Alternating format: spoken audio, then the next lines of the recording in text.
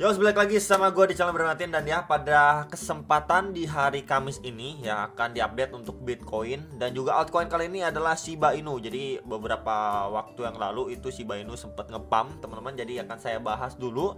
Sebelumnya juga sudah saya update kemarin untuk Bitcoin, kemudian Theta ya kan, udah lama banget nggak bahas Theta coy gitu ya. Untuk Shiba Inu sendiri terakhir kali saya bahas itu pada sekitaran 9-10 hari yang lalu nih teman-teman ya. Jadi waktu Bitcoin pump ya, sebelum ke Powell, kemudian ada pentingnya dan quick update untuk Shiba Inu.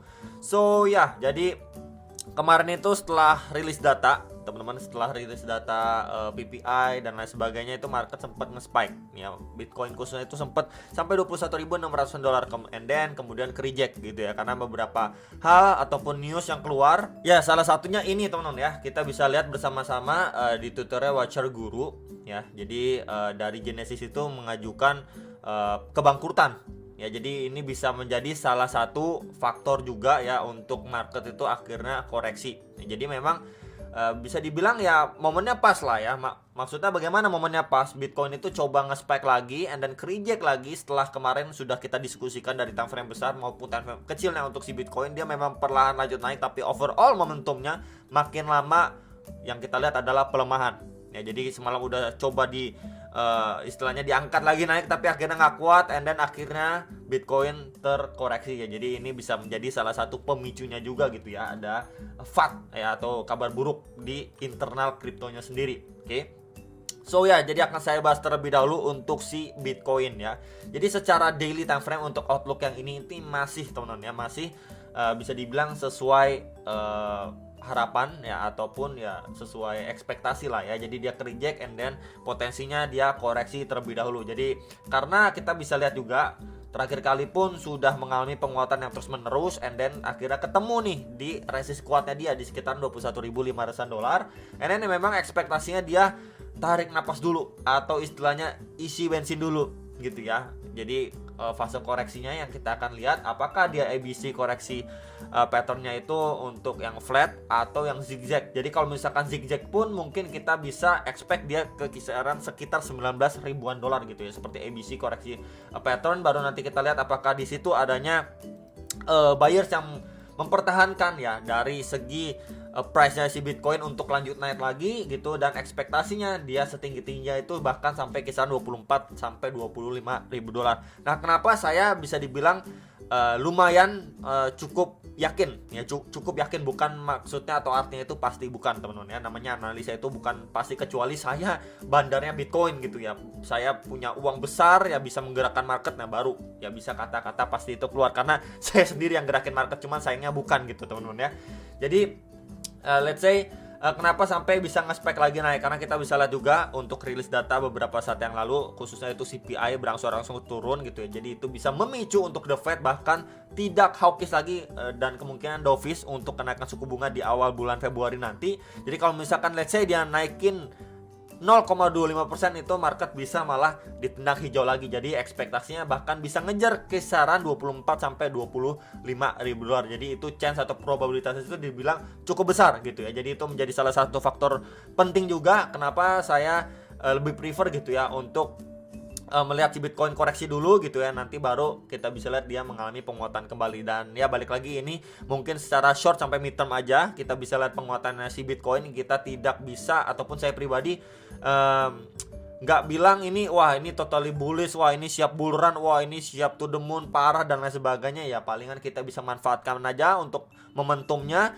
Kita melihat untuk beberapa area resist kuatnya dan terdekatnya gitu ya. Jadi balik lagi, saya nggak muluk-muluk lah ya, kurang lebih seperti itu. Jadi ya ekspektasinya kemarin sama, ini akan coba saya hapus dulu ya, karena dia udah kepentok di resist yang kemarin saya sudah tandain. And then ya ini kita bisa gunakan juga dari swing low, di sini ya teman, swing low ke swing high-nya dia, maka yes ya kita mendapati beberapa golden ratio. And then ya prefer kita bisa perhatikan terlebih dahulu aja di range area sini, itu di sekitar 18.900 sampai 19.600 dolar ya, dimana itu menjadi golden ratio 0,5 sampai 0,3 nya, plus di area tersebut sebelumnya ini menjadi area support juga untuk pergerakan si Bitcoin sebelumnya. By the way, ini secara daily time frame, jadi ya masih bisa lah istilahnya. Kalau misalkan sejauh-jauhnya si Bitcoin ngetes sampai ke sana situ pun ya masih overall masih bagus banget gitu ya. Dia bertahan di retracement yang bagian cukup atasnya. Kenapa saya tandain di kisaran situ? Karena overall momentumnya ini benar-benar lumayan powerful gitu ya. Jadi kalau misalkan pergerakannya powerful seperti ini atau penguatannya signifikan seperti ini ya, biasanya koreksinya pun tidak terlalu dalam untuk dia bisa melanjutkan penguatannya kembali.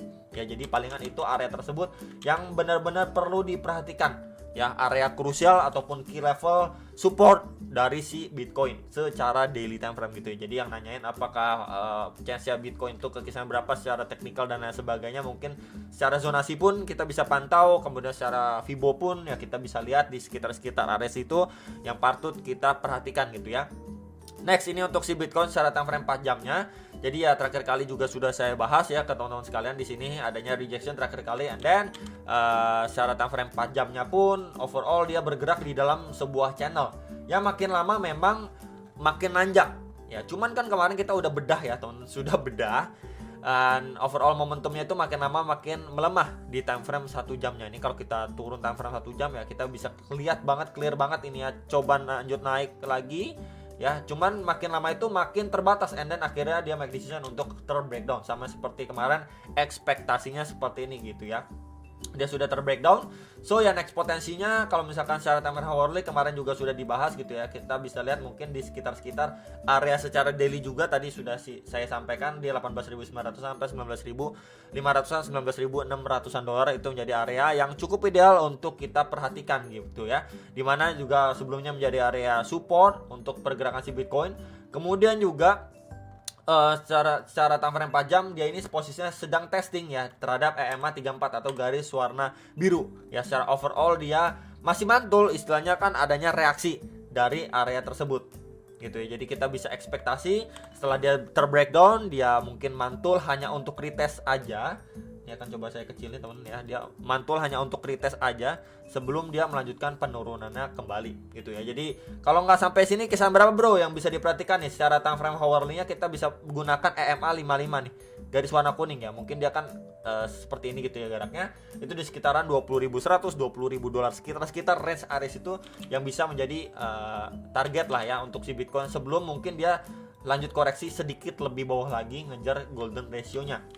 Oke, jadi itu untuk secara time frame hourly untuk si Bitcoin. Kemudian kita ini time frame, oh ini sama ya teman-teman. Kita coba lihat lagi untuk time frame yang lebih kecil 15 menitnya.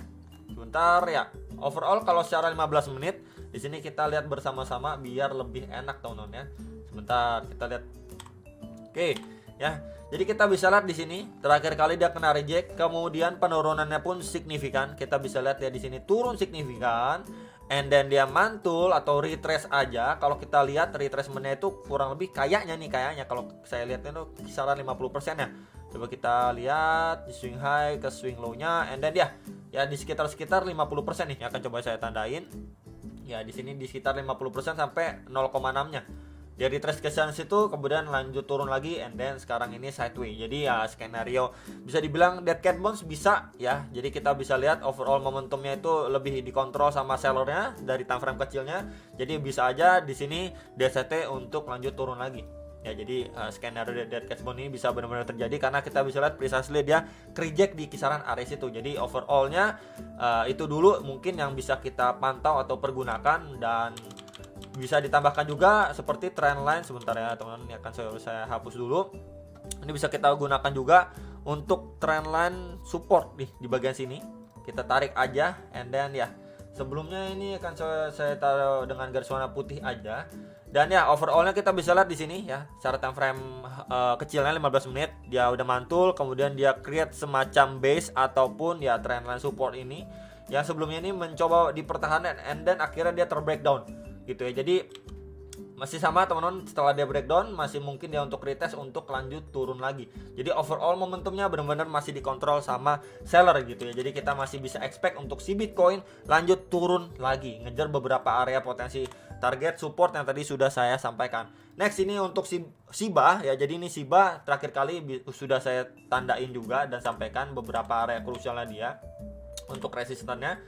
Jadi untuk area pertama di sini itu di sekitar 0,000924 ya sampai 954 dolar. Next lagi di area kedua ya, next target di sekitar 1019 sampai 1048 dolar. And then ya surprisingly dia mampu break and then bahkan ngepump teman-teman. Ini bahkan ngepump secara daily time frame-nya di sekitar area sini.